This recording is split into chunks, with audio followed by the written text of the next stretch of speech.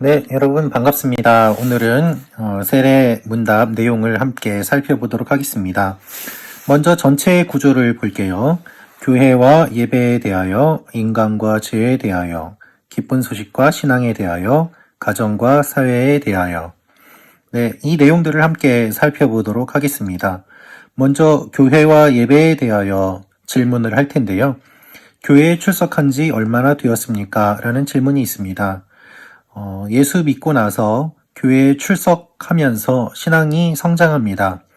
따라서 세례는 교회의 일원으로서 세례를 받는 것이기 때문에 세례 받고 교회에 출석하는 것, 그리고 교회에 출석하면서 세례 받는 것, 이것이 중요함을 이야기하고 있습니다.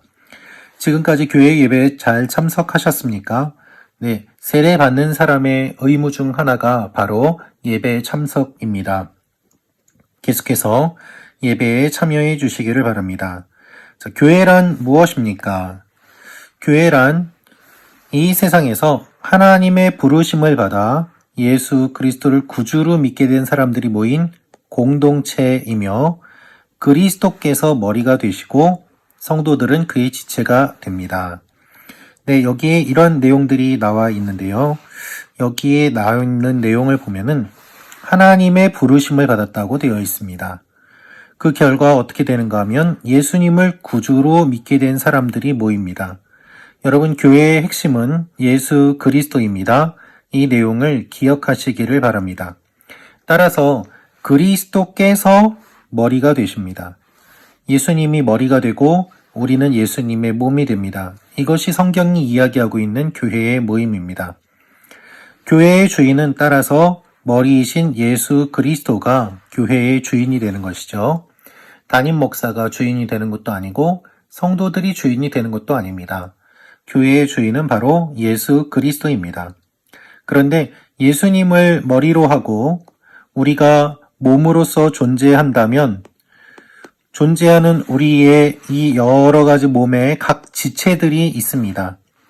그래서 교회를 섬기는 직분들이 많이 있는데요. 교회를 섬기는 직분을 가진 사람들이 누가 있는가 하면 성례전을 집례하는 목사, 교회를 섬기며 관리하고 돌보는 장로, 여러 가지 일을 섬기며 봉사하는 권사와 집사가 있습니다. 목사는 성경을 가르치고 성례전을 집례합니다.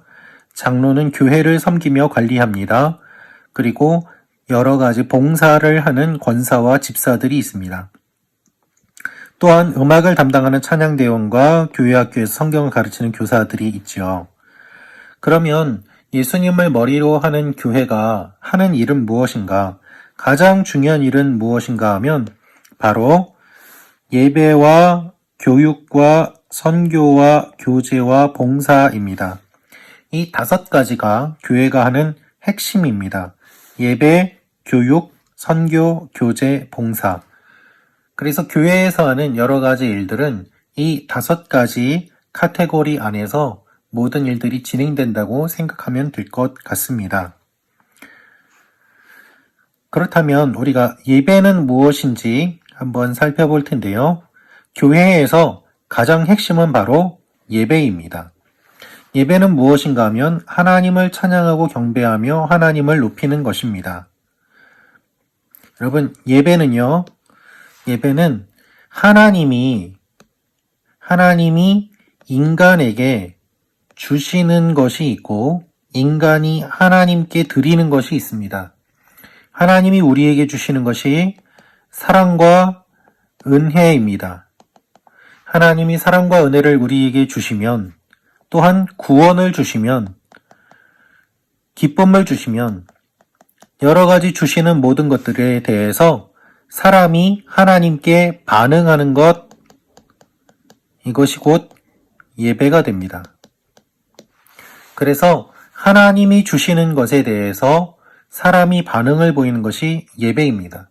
따라서 예배는 하나님과 사람과의 교제의 시간이고 예배를 통하여서 우리가 하나님을 만날 수 있게 되는 것입니다.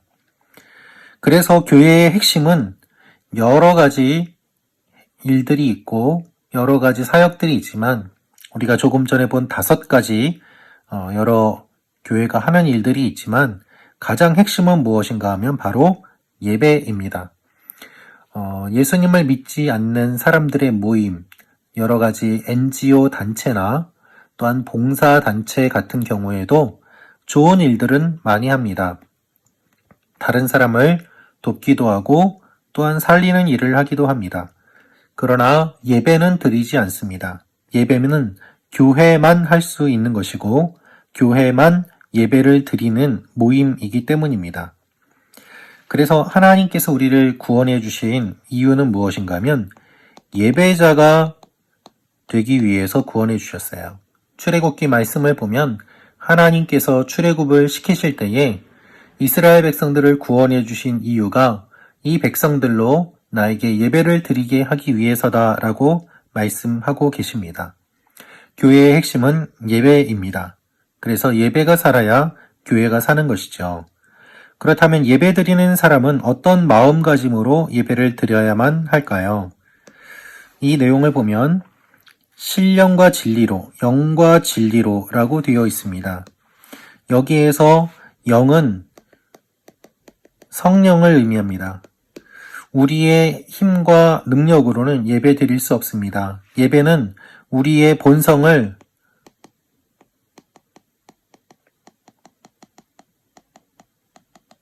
거스르는 것입니다.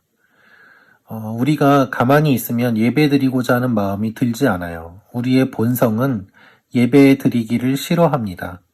예배 드린다는 것은 우리의 본성을 거스르는 것이죠.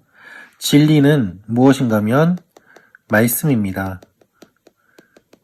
그래서 하나님의 말씀을 붙잡고 거기에 성령께서 함께 하심으로 말미암아 영과 진리로 우리의 마음과 뜻과 정성을 다하여서 하나님께 나아가는 것, 그것이 하나님이 원하시는 예배입니다.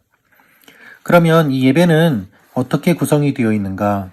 신앙 고백과 찬송과 기도, 봉헌, 성경 봉독, 말씀을 듣는 설교와 성도의 교제로 구성되어 있습니다. 이 예배의 구성을 살펴보면 하나님과 우리와의 관계, 또한 우리와 우리와의 관계, 두 부분으로 나뉘어져 있음을 볼 수 있습니다. 하나님과 사람 사이의 관계, 그리고 사람과 사람 사이의 관계 말이죠. 예배는 하나님과의 관계뿐만 아니라 사람들과의 관계도 포함합니다. 그래서 십자가를 보면 이렇게 되어 있는 것처럼 하나님과 우리와의 관계, 그리고 우리가 서로에 대한 관계, 이것이 예배의 진정한 의미임을 우리가 생각해 볼 수 있습니다. 그럼 교회에는 여러 가지 예배가 있는데 이 예배가 어떤 예배들이 있는지 우리가 한번 살펴보겠습니다. 예배가 주일 낮 예배, 주일 찬양 예배, 구역 예배, 그리고 기도회로 수요 기도회, 금요 기도회, 새벽 기도회 등이 있습니다. 여러 가지 예배들이 교회에 있죠. 그래서 그 예배들을 생각해 보면 되겠고요. 교회에서 행하는 거룩한 예식으로는 어떤 것이 있습니까? 교회에서 여러 가지 예식들이 있는데요. 그 예식에 대해서 우리가 살펴볼 것은 두 가지입니다. 바로 세례식과 성찬식입니다. 그래서 교회에 여러 가지 예식들이 있는데 그 중에 가장 핵심이 무엇인가 하면 세례와 성찬이라는 것이죠. 세례는 예수를 믿지 않는 사람들이 예수를 믿고 하나님의 자녀가 됨을 고백하는 의식입니다.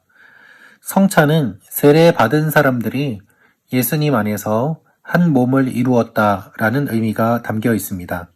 따라서 세례를 받은 사람이 성찬에 참여할 수 있게 되는 것이죠. 그래서 성찬은 세례 받은 사람들이 참여하는 것이고 성찬은 예수님을 먹고 마심으로 한 공동체가 되었다라는 것을 상징하는 의식이 됩니다. 세례는 무엇인가? 여기 나와 있는데요. 세례는 무엇입니까? 죄 씻음을 받는 표로서 옛사람은 죽고 하나님의 자녀로 새롭게 태어났음을 확증하는 것이며 그리스도의 몸된 교회의 일원이 되는 예식입니다. 여러분, 세례는요, 크게 물세례와 불세례, 또는 성령 세례라고 하는데요. 두 가지 세례로 볼 수 있습니다. 그런데 우리가 교회에서 하는 것은 물 세례죠. 왜냐하면 성령께서 임하시는 것은 우리가 마음대로 할 수 없기 때문에 우리가 먼저 교회에서 물로 세례를 줍니다. 세례의 의미가 몇 가지가 있는데요.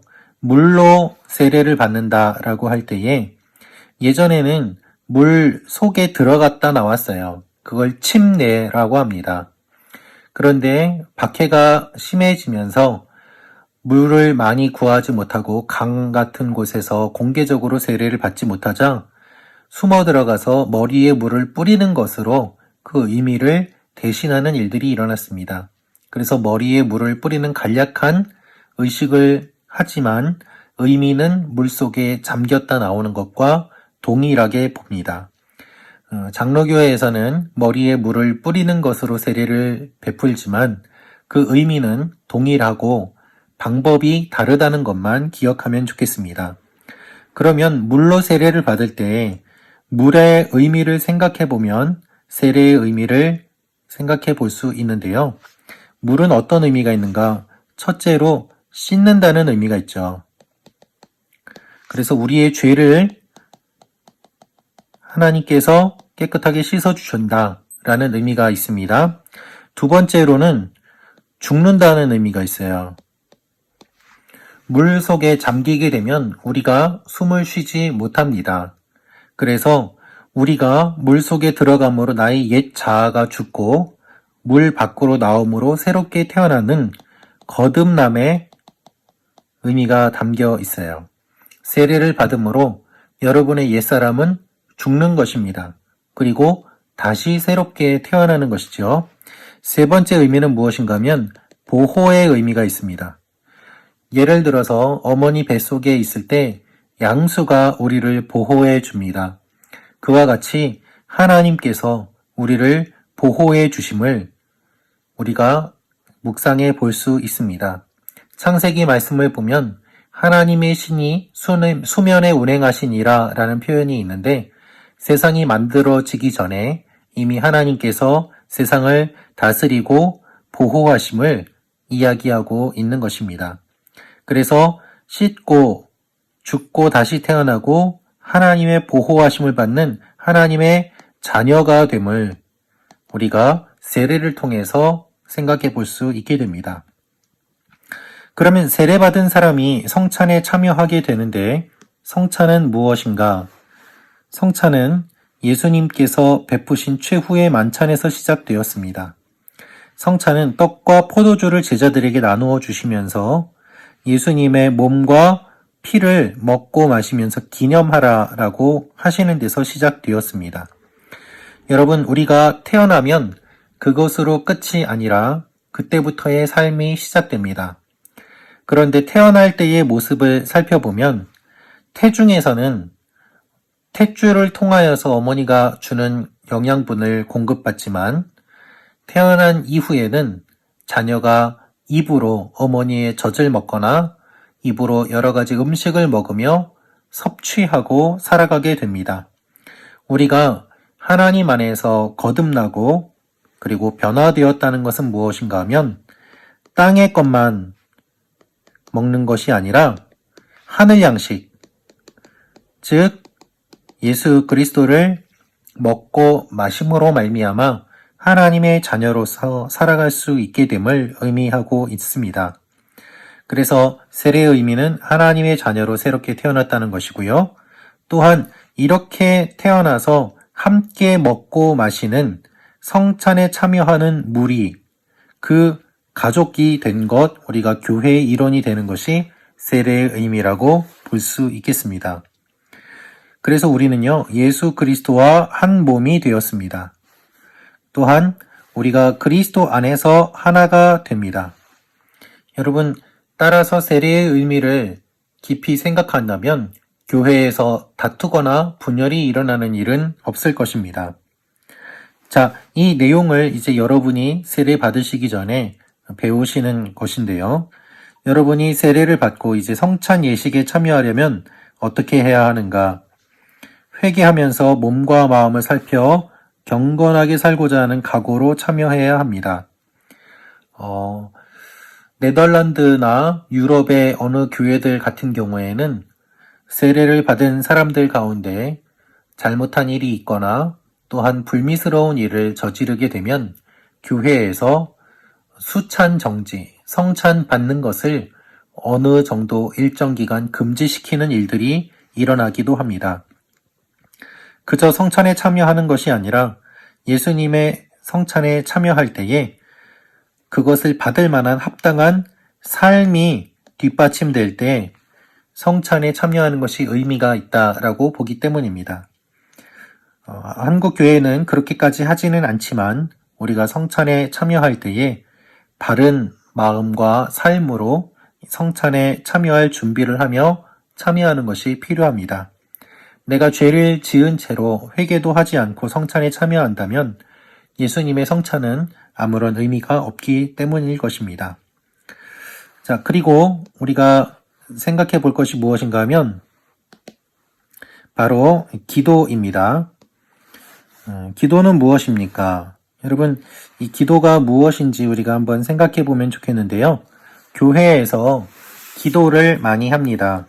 그러나 기도가 무엇인지 아마 잘 배워보지 못한 분들이 많을 것입니다. 기도는 무엇인가 하면 기도는 예수님의 이름으로 우리의 소원을 하나님께 아뢰며 영적 대화를 하는 것입니다. 내 뜻을 버리고 하나님의 뜻을 발견하고 순종하려는 것입니다. 여기에 이 내용들이 잘 정리되어서 나왔는데요. 기도는 누구의 이름으로 하는가? 예수님의 이름으로 합니다. 왜 예수님의 이름으로 하는가 하면 우리 이름으로는 힘이 없기 때문이에요. 예수님의 이름으로 기도할 때에 우리의 기도에 힘이 있습니다.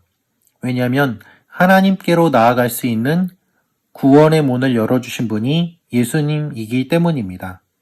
그래서 내 힘이 아니라 예수님의 힘으로, 내 이름이 아니라 예수님의 이름으로, 내 피가 아니라 예수님의 피로 하나님 앞에 나아갈 수 있음을 성경은 이야기하고 있습니다. 그런데 기도의 내용은 무엇인가?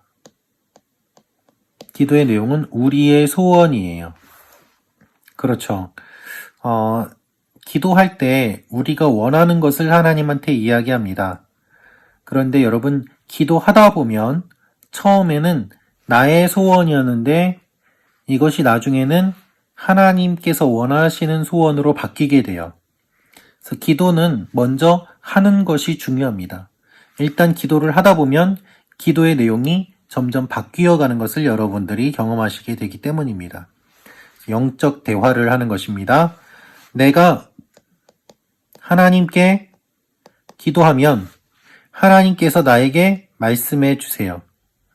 그래서 그 결과가 어떻게 되는가 하면 기도의 결과가 내 뜻을 버리고 하나님의 뜻을 발견하게 됩니다. 순종할 수 있게 됩니다. 이것이 기도의 결과예요. 처음에는 나의 소원, 나의 욕심이었는데 기도하다 보면 내 뜻을 버리게 되고 하나님의 뜻대로 순종하게 됩니다. 그래서 기도가 의미가 있는 것이죠. 왜 우리는 기도를 할까요? 우리가 기도하는 이유는 인간의 힘으로는 할 수 없기 때문입니다.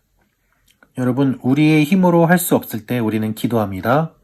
우리의 힘으로 할 수 없을 때 우리는 하나님께 나아갑니다. 우리의 힘으로 할 수 없을 때 우리는 하나님의 도움을 요청합니다. 그래서 여러분이 지내시면서 힘들 때, 여러분의 힘으로 할 수 없을 때, 그때에 기도하시기를 바랍니다. 하나님이 여러분이 기도하라고 그와 같은 일들을 여러분에게 주셨기 때문입니다. 자, 그러면 어떻게 기도해야 하는가? how가 있죠. 어떻게? 바로 주님께서 보여주신 기도의 모범이 있는데 그 기도가 바로 주기도문입니다. 우리가 어떻게 기도해야 될지 모를 때 예수님의 제자들이 예수님께 질문합니다. 주님, 우리가 어떻게 기도해야 되는지 알려주십시오. 그때 주님께서 알려주신 내용이 바로 주기도문이었습니다. 우리가 기도할 때 어떻게 기도해야 하는가? 주기도문을 근거로 하여서 그것을 바탕으로 하여서 기도하는 것이 매우 중요합니다. 우리가 예배를 드린다고 했는데 예배를 언제 드리는가? 주일에 예배를 드립니다. 그래서 주일은 어떤 날입니까? 보면은요. 하나님께서 하루를 안식일로 정해 주셨어요. 엿새 동안 창조하시고 7일에 쉬셨습니다. 그래서 안식일을 우리가 지키게 되는데 예수님께서는 안식 후 첫날에 부활하셨기 때문에 그 전까지 있었던 안식일이 아니라 주님의 부활을 기념하여서 매주 첫날을 주일로 지키게 되었습니다. 여러분, 안식교의 이야기들을 들어보셨을 것입니다. 안식교는 안식일을 지키지요.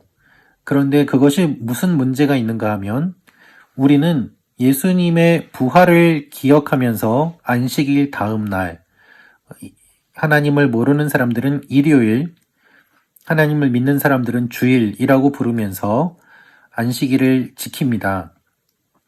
하나님께서 안식한 것을 문자 그대로의 안식일이 아니라 이제는 진정한 의미의 안식인 주일로 우리가 지키게 되는데 예수님의 부활을 믿지 않고 인정하지 않으면 토요일을 안식일로 해서 계속해서 그 날을 지키게 되는 것이죠. 그것이 문제가 있기 때문에 예수님을 믿는 우리는 안식 후 첫날, 주일을 우리가 예배 드리는 날로 지키게 됩니다. 그래서 주님의 날 해서 주일이라고 이름을 붙였는데요. 주일은 어떻게 지키는가? 종일을 거룩하게 쉽니다. 여러분, 우리의 문제는 쉬지 못한다는 데 있습니다. 우리는 바쁩니다. 여러 가지 어려운 일들이 많이 있습니다. 쉴 수 없는 일들이 우리에게 계속해서 찾아옵니다. 그래서 우리를 지치게 하고 힘들게 합니다. 하나님께서 말씀하시는 것은 쉬라는 것입니다. 그래서 쉬면서 무엇을 하는가? 예배를 드리는 데 사용합니다. 그래서 우리가 예배 드리는 것, 그리고 이 주일을 지키는 것은 무엇인가 하면 단절을 의미해요. 일주일 동안 왔던 시간들을 끊는 것입니다. 그리고 예배 드리는 거예요. 그래서 이 시간이 없으면 우리는 이 계속되는 시간 속에서 우리의 모습을 잃어버리고 하나님의 관계를 잃어버리게 됩니다. 그래서 의도적으로 이 시간을 끊고 공간을 끊고 예배 드리러 예배당에 와서 예배를 드릴 때에 우리의 모습이 회복됩니다. 지금까지 해왔던 것과는 다른 일을 하면서 우리의 모습이 회복이 되는 것이죠. 그래서 구제와 봉사, 성도의 교제, 성경 공부, 신방, 환자 돌봄, 전도 등의 생활을 하면서 보낼 때 지금까지 우리가 이렇게 지내왔던 것들이 새로운 변환을 맞이하게 되면서 또다시 한 주를 살아갈 수 있는 힘을 얻게 되는 것입니다. 우리가 예배 드릴 때 헌금을 드리는데요. 여러분, 헌금은 하나님께 드리는 것입니다. 헌금은 하나님께 드리는데 하나님은 거지가 아닙니다. 하나님은 돈을 필요로 하지 않으십니다. 그런데 헌금을 왜 드리는가? 그것은 하나님을 위한 것이 아니라 바로 나를 위한 것입니다. 나의 성장과 성숙을 위한 것이죠. 어떤 의미인가? 내가 가진 물질과 생명이 모두 다 하나님께로부터 온 것임을 고백하는 것, 그것이 헌금의 의미입니다. 즉, 내가 갖고 있는 이 물질이 내 힘으로 얻은 것이 아닙니다. 나의 힘만으로 얻은 것이 아닙니다. 주위에 사람들이 있었고, 좋은 환경이 있었고, 내가 여기까지 올 수 있도록 나 이외에 다른 여러 가지 요소들이 있었는데 그것들이 있었기에 이것이 가능합니다라고 인정하는 것이 헌금을 드리는 의미입니다. 그래서 하나님께서 베풀어 주신 것들이 있어서 내가 여기까지 왔습니다.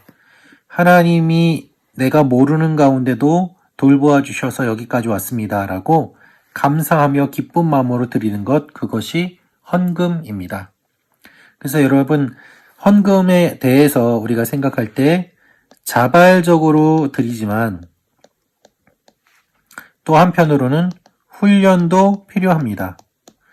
그래서 어느 정도 훈련도 분명히 있어야만 하고요. 그것이 우리 몸에 익혀졌을 때에 자발적으로 헌금을 드릴 수 있게 됨을 우리는 또한 생각해 볼 수 있습니다. 운동을 할 때도 마찬가지죠. 처음에 야구 선수들이 공을 칠 때에 하고 싶은 대로 자기 자율적으로 모든 것을 한다면 어떤 일이 일어날까요? 폼이 다 망가지게 될 것입니다. 어느 정도 훈련이 필요합니다. 그리고 훈련을 통해서 기본기를 익힌 다음에 프로 선수들은 자신의 몸에 맞도록 자발적으로 조율을 합니다. 그래서 선수들마다 독특한 포즈들이 나오지만 그것은 처음부터 맘대로 했기 때문이 아니라 기본적인 훈련이 배경이 되어 있기 때문에 가능한 것처럼 우리가 헌금을 드리는 것도 자발적으로 하지만 처음에는 훈련이 필요하다는 것, 우리의 믿음도 그와 같이 훈련이 어느 정도 필요하다는 것을 우리는 생각해 볼 수 있습니다. 그래서 표준을 정하게 되었습니다. 헌금 생활의 표준은 무엇인가 하면 바로 주일 헌금과 11조 그리고 감사 헌금 등입니다. 여러분 우리가 기본적으로 하나님께 드리는 헌금들이 있습니다. 그것이 바로 11조입니다. 10분의 1을 하나님께 드리는 것이죠. 하나님께 10분의 1을 드리면 10분의 9는 내 마음대로 써도 됩니까? 그렇지는 않습니다. 그러나 10분의 1을 하나님께 드린다는 것은 조금 전에 설명드린 것처럼 내 힘으로 모든 것을 얻지 않았습니다. 라는 것을 고백하는 겸손의 의미입니다. 또한 처음부터 11조를 드리는 것이 부담스럽다면 주일 헌금, 감사 헌금부터 시작하시면 됩니다. 그러나 세례를 받으시는 여러분이라면 세례를 받으실 정도의 믿음의 고백을 하는 분들이라면 교회의 일원으로서 교회가 유지되고 또한 교회가 여러 가지 사역을 할 수 있도록 필요한 자원이 되는 11조를 드리는 것이 기본적이고 필수적이다라는 것을 이 시간 교육 시간을 통하여서 말씀을 드립니다. 자, 여기에 그 내용이 기록이 되어 있는데요. 11조는 왜 해야 합니까? 그래서 말라기서 말씀을 기본으로 하여서 11조를 드립니다마는 수입의 10분의 1을 감사와 믿음으로 드리는 것이 진정한 의미라고 볼 수 있습니다. 우리가 교회에서 신앙생활을 하게 되는데요. 교회의 신급에는 여러 종류가 있습니다. 어떠한 종류가 있는가 하면 원입 교인이 있고 유아 세례 교인으로서 15세 이상이 되어 입교 문답을 하였거나 세례를 받은 세례 교인이 있습니다. 교회에 여러 사람들이 오지만 교회에 오는 사람들을 보면 세례를 받지 않은 사람들이 있고요. 그리고 어렸을 때 세례를 받은 유아 세례 교인이 있습니다. 그리고 유아 세례 교인으로서 15세 이상이 되면 입교하게 되죠. 그리고 세례 교인이 있습니다. 그래서 우리가 어떤 일을 할 때의 핵심 멤버로 세례 교인 그리고 입교인 이로 생각해 볼 수 있고 그 외에 새가족이나 예수를 믿은 지 얼마 안 된 사람들, 그 다음에 교회 구경하러 온 사람들, 이와 같은 식으로 핵심 멤버들을 우리가 생각해 볼 수 있을 것입니다. 그리스도인은 어떠한 삶을 살아야 되는가? 그리스도인은 성실한 생활을 해야 합니다. 여러분 가운데 아직 해결하지 못한 습관들이 있다면 세례를 받음으로 말미암아 끊으시기를 바랍니다. 여러분의 옛사람을 벗어버리는 시간들이 되기를 바랍니다. 자, 성경을 배우는 방법은 여러 방법들이 있는데요. 읽기, 듣기, 공부하기, 암송하기, 묵상하기 등이 있습니다. 성경을 왜 배워야 하는가? 성경은 우리의 신앙 성숙에 있어서 가장 필수적인 것이기 때문입니다. 여러분, 사람이 죽으면 그 이후에는 어떤 세계가 있을까요? 사람이 죽으면 끝나는 것이 아니라 분명히 천국과 지옥이 있습니다. 성경은 천국과 지옥이 분명히 있음을 이야기하고 있습니다. 한 번 죽는 것은 사람에게 정하신 것이고 그 후에는 심판이 있다고 히브리서에서 말씀하고 있습니다. 그런데 여러분, 천국과 지옥은 어떠한 곳일까요? 성경에서는 이렇게 이야기하고 있습니다. 사람들이 모이게 되는데 하나님을 사랑하는 사람과 그렇지 않은 사람들이 있겠죠. 하나님을 사랑하는 사람들끼리 모이게 됩니다.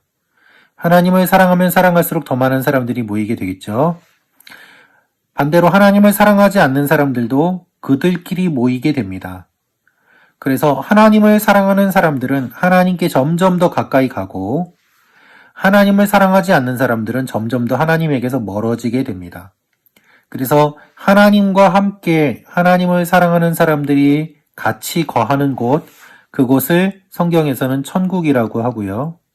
하나님을 싫어해서 하나님에게서 멀리 도망간 사람, 그들이 모이는 곳을 지옥이라고 이야기를 합니다.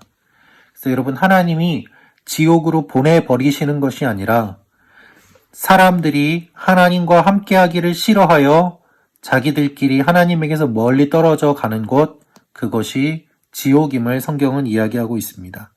그래서 예수 안 믿으면 다 지옥에 보내고 예수 안 믿으면 다 너희를 죽여버린다.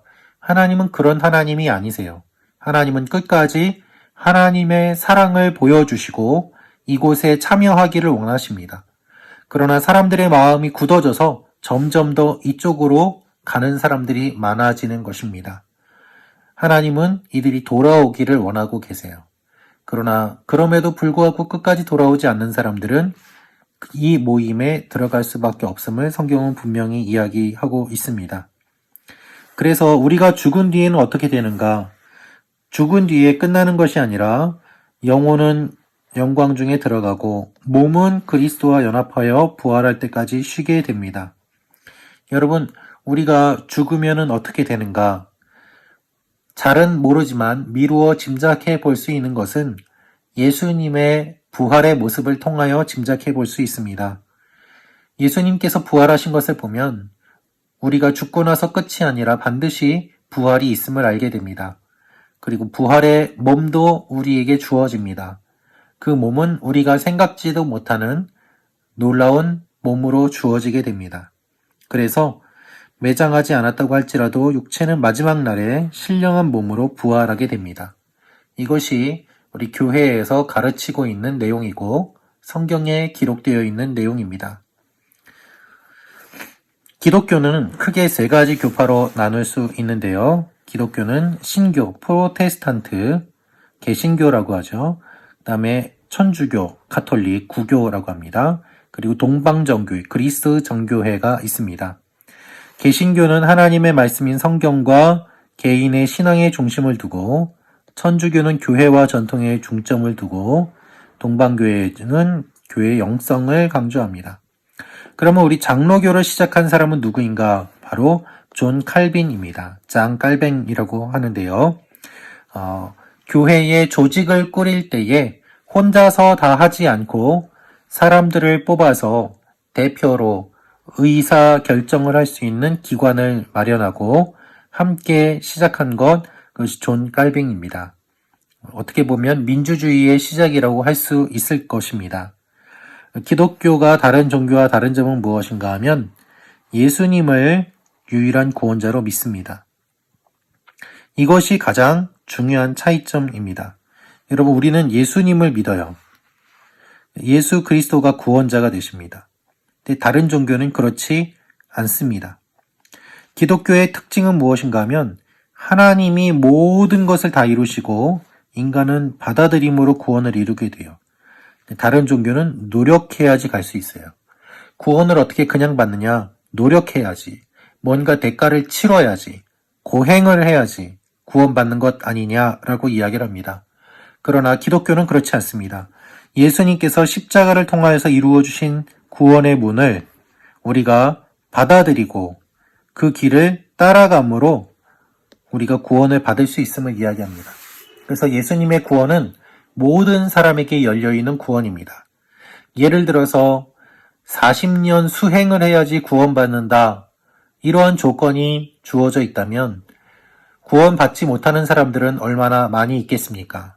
그러나 예수님께서는 모든 구원의 길을 열어주셨고 모든 사람들이 그것을 받아들임으로 구원에 이르게 되는 놀라운 구원의 역사를 이루어 주셨습니다.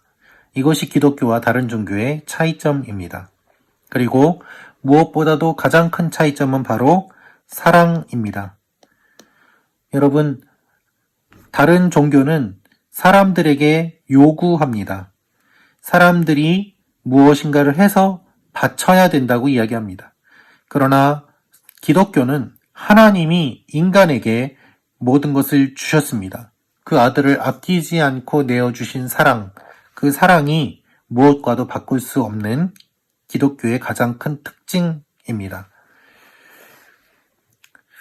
자, 그렇다면 예수님이 왜 죽을 수밖에 없었는가? 그것이 바로 죄의 문제 때문입니다. 과연 사람이 어떤 존재이고 죄는 얼마나 무섭길래 예수님이 돌아가실 수밖에 없었는가? 여기에 이렇게 기록되어 있습니다. 사람의 기원에 대해서 사람의 기원은 하나님의 치밀한 계획에 따라 창조되었습니다. 자연적으로 생겼거나 진화한 것이 아닙니다. 여러분은 우연히 생긴 존재가 아닙니다. 단순히 난자와 정자가 만나서 태어난 것이 아니라 하나님께서 여러분이 태어나도록 인도해 주셨고 여러분이 태어나기 전부터 하나님은 여러분을 알고 계셨습니다. 이것이 성경의 내용입니다. 그렇게 태어난 우리가 해야 되는 목적은 무엇인가 하면 하나님을 즐거워하는 것입니다. 하나님이 여러분을 사랑하시기 때문에 여러분도 하나님을 사랑하는 것, 그것을 하나님이 원하십니다. 문제는 무엇인가 하면 이 인간들 가운데 의인이 하나도 없다는 것입니다. 모든 사람이 다 죄를 지어서 죽을 수밖에 없게 되었습니다.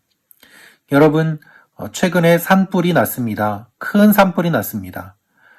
어떤 한 사람이 불을 지른 것이 퍼져나가서 수많은 사람들이 고통을 당하였습니다.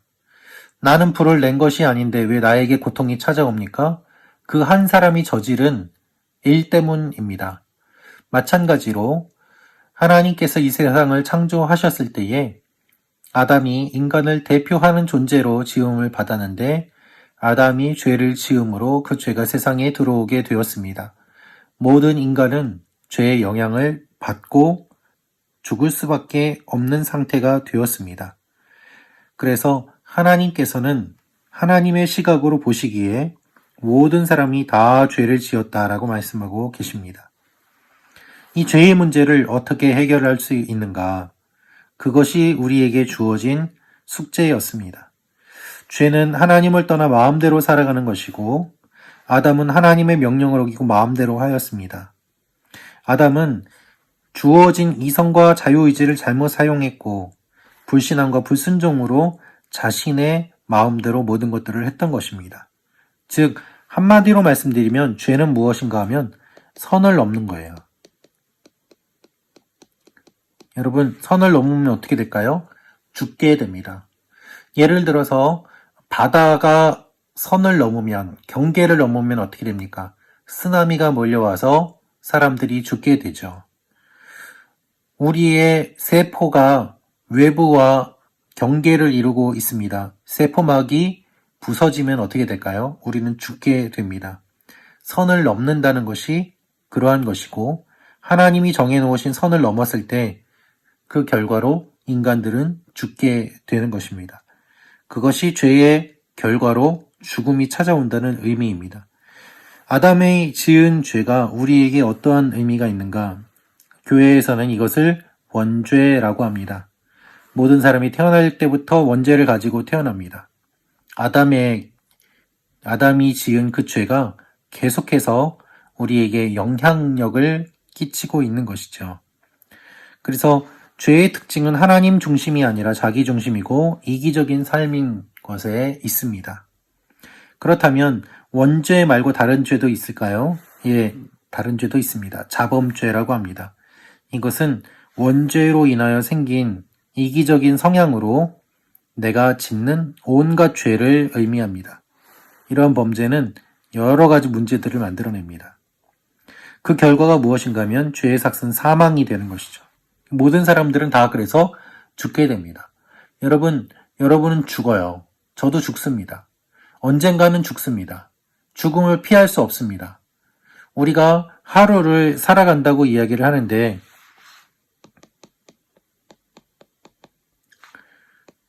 사실은 죽어가는 것이죠. 오늘 하루 산 것은 죽음이 언제 올지 모르지만 그날은 반드시 있기 때문에 죽음에 가까워지는 것입니다. 그런데 왜 살아간다고 이야기를 합니까? 그것은 우리의 본성에 영혼에 대한 갈망이 있기 때문이에요. 천국에 대한 소망이 있기 때문이에요. 그래서 죽어가지만 죽음이 끝이 아니라 우리가 영원한 삶을 살아갈 수 있기 때문에 우리는 산다고 이야기를 하는 것입니다. 그래서 예수를 믿으면 죽는 것으로 그치지 않습니다.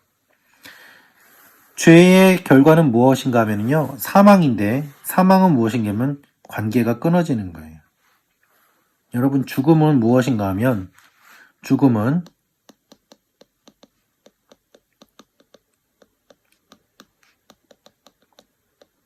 관계가 끊어지는 것입니다.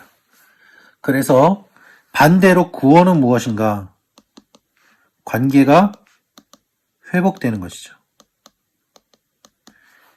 여러분, 바다 속에 잠수부가 다이버가 다이빙을 하고 있습니다. 근데 여기에 배에서 산소줄을 내려주고 있습니다. 그런데 이 산소줄이 끊어졌어요. 그럼 어떻게 될까요? 죽게 되죠. 단절되면 죽게 됩니다. 이것이 연결되면 살아납니다. 주님과 우리와의 관계가 바로 이것입니다. 죄를 지으면 관계가 깨어집니다.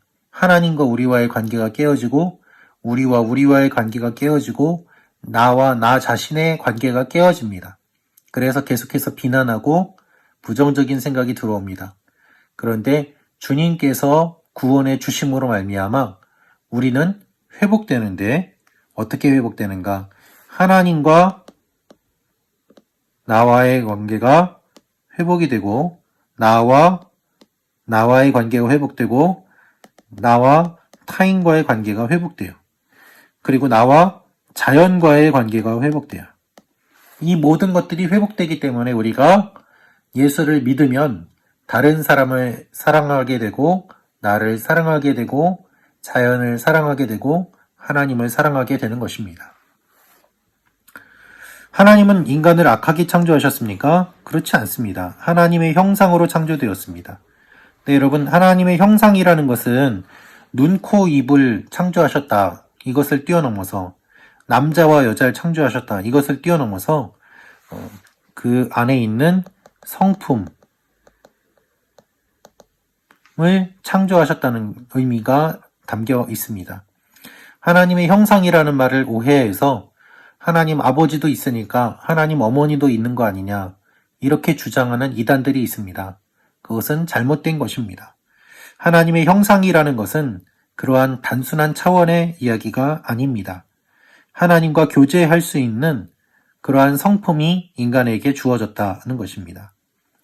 죄인인 인간의 상태를 그대로 두면 어떻게 되는가 하면 하나님의 심판을 받게 됩니다. 여러분, 중환자를 치료하지 않고 그냥 내버려 두면 어떻게 될까요? 바로 죽지는 않을지 모르지만 고통 가운데 죽어가게 되고 또한 죽을 수밖에 없게 됩니다. 그래서 하나님을 떠난 인간은 고통 중에서 죽어가게 되고 죽을 수밖에 없는 상황에 처하게 됩니다.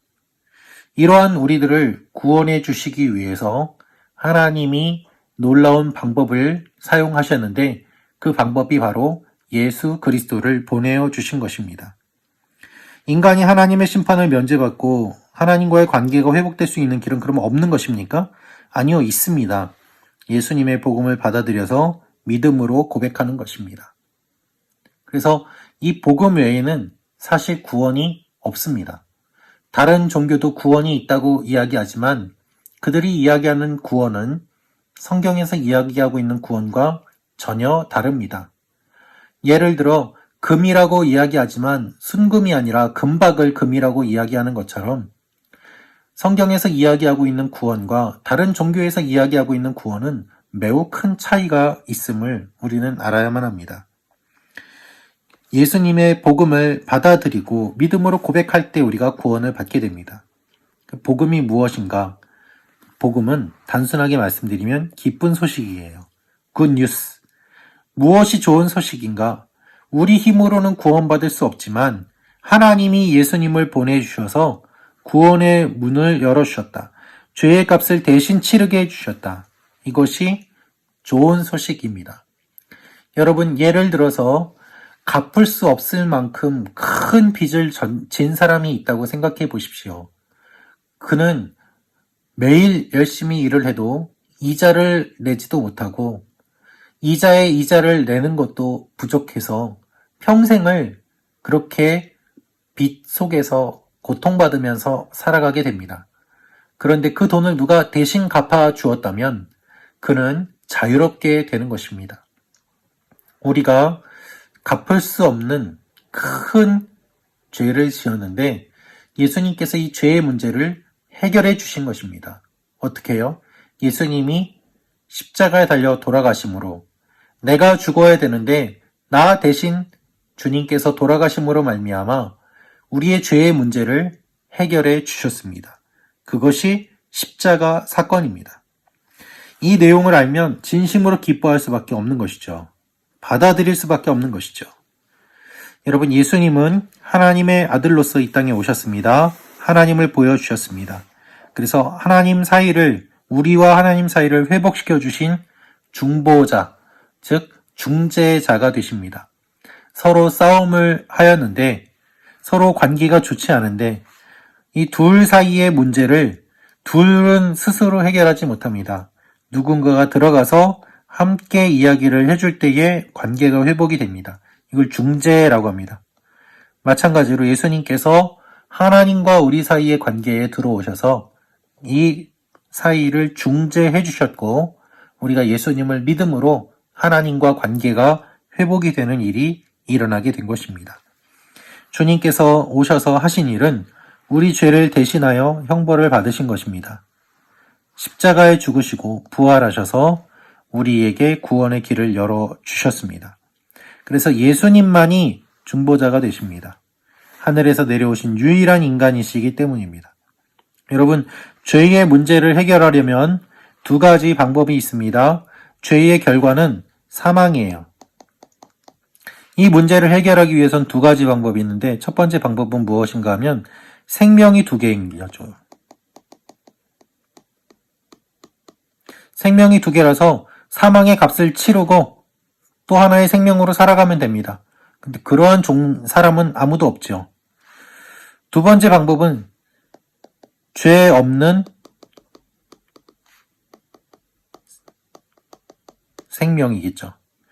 죄가 없기 때문에 이 사망의 값을 치르지 않아도 됩니다. 그래서 이 생명으로 다른 사람이 지은 죄의 값을 치러줄 수 있습니다. 이분이 바로 예수 그리스도시예요. 그래서 예수님은 죄 없이 이 땅에 태어나신 것입니다.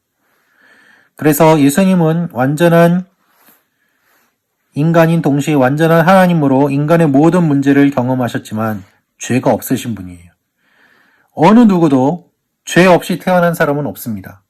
예수님은 성령으로 잉태하셔서 태어나셨고 죄 없이 태어나셨어요. 그래서 인간은 다른 사람의 죄를 짊어질 수 없지만 예수님은 우리의 죄를 짊어지실 수 있는 것입니다. 그래서 예수님께서는 우리를 대신하여 죄의 값을 지불해 주셨습니다. 십자가에서 다 값을 치러 주신 거예요. 예수님께서 돌아가시고 부활하셨습니다. 예수님께서 부활하신 것은 죄와 죽음, 어둠과 사탄의 권세를 깨뜨리고 승리하셨음과 새로운 생명과 소망을 우리에게 보여주시고 약속하시는 하나님의 실제적인 행동입니다. 그래서 여러분, 죽음으로 끝났다면 예수님의 죽음은 의미가 없을 거예요. 그러나 예수님께서 부활하셨기 때문에 예수님의 죽음이 의미가 있는 것입니다. 부활하신 예수님께서는 그것으로 끝이 아니라 하늘로 올라가십니다. 그리고 다시 오십니다. 예수님께서는 승천하셔서 성령을 통하여 교회를 통치하시고 장차 하늘로부터 다시 오실 것을 말씀하셨습니다. 그래서 여러분, 예수님께서 다시 오신다. 그것을 재림이라고 합니다. 여러분, 예수님이 다시 오실 때에 이 세상은 끝나게 됩니다. 주님은 반드시 다시 오십니다. 주님이 다시 오겠다고 약속하셨고, 예수님이 이 땅에 오셨던 것처럼 반드시 주님은 그 약속을 지키십니다. 그날이 언제일지 모르기 때문에 우리가 깨어 있어야만 하는 것이죠. 우리가 복음을 믿는다는 것은 무엇을 의미하는가? 예수님을 믿는다는 거예요. 예수님을 믿을 때 어떤 일이 일어나는가? 믿음은 하나님이 주신 은혜의 선물로서 여러분, 내가 의지적으로 믿는 것도 있지만 그 의지가 생기게 하시는 분도 하나님이세요. 그래서 하나님의 은혜입니다. 교회의 복음 설교와 가르침, 세례와 성만찬, 성경 읽기와 기도, 성도의 기도와 복음의 실천을 통해서 성령께서 역사하십니다. 그래서 여러분이 교회에 다니고 예배 드리고 말씀을 배우고 서로 교제하고 봉사할 때 성령께서 역사하셔서 여러분의 믿음을 키워주십니다. 그럼 구원이 무엇입니까? 예수님을 영접함으로 죄와 죽음에서 건져냄을 받아서 하나님의 자녀가 되는 것을 말합니다. 여러분, 세례는 구원받은 사람이 믿음을 고백하는 거예요. 예수님을 믿습니다. 내가 구원받았음을 고백합니다. 난 하나님의 자녀가 됩니다. 이 고백이 세례인 것입니다. 예수 그리스도를 영접하는 것은 그러면 무엇을 의미합니까? 나의 죄를 없게 하시려고 나 대신 죽으신 나의 구세주임을 내가 믿고 나의 삶을 통치하시는 분임을 믿고 온전히 모신다는 것. 이것이 영접이라는 뜻입니다. 어떻게 되는가? 예수님을 영접할 때 중생, 거듭남의 경험을 통해서 하나님의 자녀가 돼요. 아까 말씀드렸죠. 이 물 속에 내가 들어가서 완전히 숨을 못 쉬고 죽었다가 다시 태어나는 것이 세례의 의미라고 말씀드렸습니다. 거듭남. 그래서 옛 사람이 죽고 새 사람이 되는 것. 새 생활을 하는 것. 그것이 세례의 의미고 중생의 의미입니다. 여러분은 구원받았다는 확신이 있으십니까? 네. 이 확신이 있으셔야지 세례를 받을 수 있습니다. 어떻게 세례를 받을 수 있습니까? 어떻게 확신을 가질 수 있습니까? 이거는요, 입으로 시인할 때, 입으로. 내가 믿습니다 고백할 때, 그리고 믿음으로, 그리고 여러분의 삶을 통해서 구원받은 자로서 살아갈 때에 내가 정말 구원받았구나 라는 것을 더 잘 알게 될 것입니다. 사람은 스스로의 노력으로 구원에 이를 수 없습니다. 오직 하나님의 은혜로만 구원받을 수 있습니다. 이것이 전적인 은혜예요. 그래서 은혜는 무엇인가 하면요, 은혜는 어떤 자격이나 조건을 갖추었거나 선한 행위를 했기 때문에 주시는 것이 아니라 오직 하나님의 풍성하신 사랑과 긍휼하심 때문에 거저 주시는 하나님의 선물을 이야기합니다. 여러분, 하나님이 거저 주시는 것, 그것이 은혜인데 그 은혜 중에서 최고는 무엇인가 하면 내가 구원받고 영생을 얻은 거예요. 가장 큰 은혜는 무엇인가 하면 바로 예수님을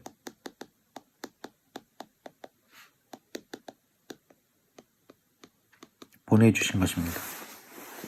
그래서 이 내용을 알고 구원받은 사람은 기뻐하며 하나님을 영화롭게 하고 즐거워할 수밖에 없습니다. 하나님의 뜻에 순종하면서. 그러면 우리가 이런 질문을 할 수 있죠. 하나님 뜻이 뭘까요? 네, 하나님 뜻은요, 말씀인 성경을 통해서 알 수 있습니다. 우리가 하나님의 말씀을 계속 읽을 때 하나님의 뜻을 알게 되고 하나님의 뜻에 순종할 때 하나님의 은혜를 계속해서 경험하게 됩니다. 은혜와 성령의 사역은 어떤 관계가 있는가? 성령께서 우리 마음을 감동하게 하시고 구원자를 영접하게 하십니다.